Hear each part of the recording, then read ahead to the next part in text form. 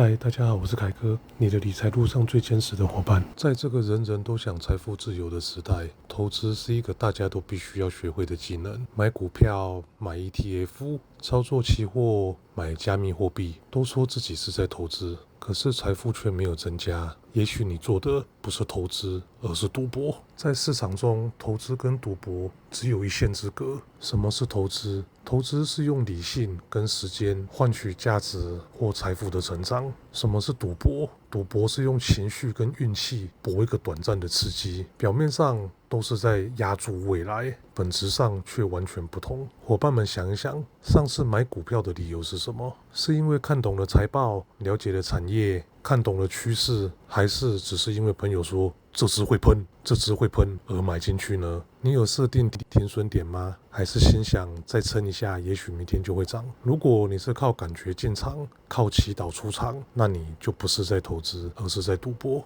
有一群人最常讲的话就是内线啊、明灯啊、名牌啊，会从群主、朋友、股市老师那边听到消息之后，不看财报，也不管自己的意见，甚至没有去了解这只股票是做什么的，就跟风买进了，却没有想到这往往是帮人家出货。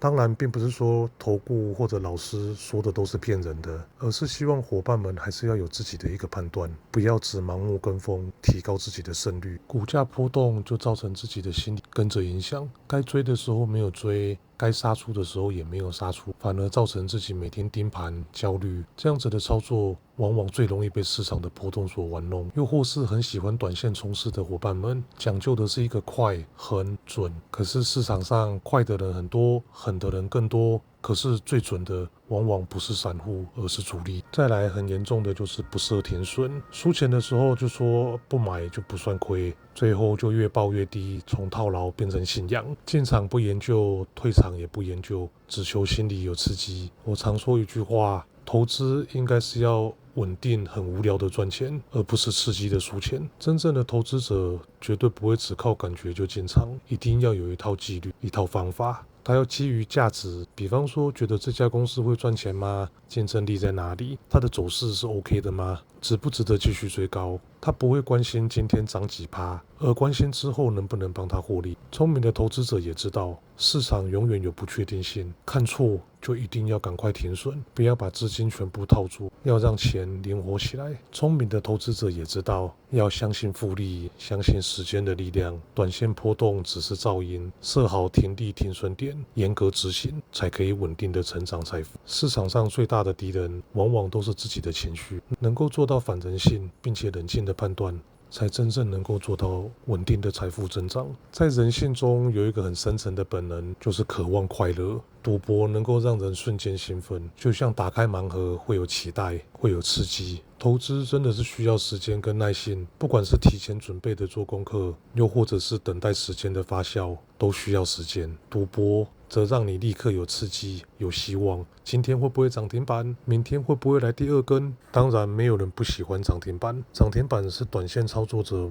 最喜欢看到的事情。可是市场也有一句话，涨停不如涨不停。以台积电来说，4月份的低点780，经历了关税、配息各种风风雨雨，来到突破1400，780涨到1450，将近翻倍了。以台积电这么大的股本的股票来看，真的不容易，护国神山当之无愧。凯哥记得前几天我还在讲他刚突破1200，这种叫做涨不停。可是说真的，像这种涨不停是最考验伙伴们的投资心理素质的。真正敢一路抱到底的，肯定是有认真做功课，才能抵抗得住它不断上涨的诱惑，而没有卖掉。伙伴们最常发生的就是资讯不对称，大家看到的都是谁谁谁短线赚10%，连续几只的涨停板，可是却没有看到背后更多人输到连裤子都没了。这就是所谓的幸存者偏差，往往只看到成功的故事，失败者都默默的离场了。最后我们来总结一下，要怎么从赌博变成投资。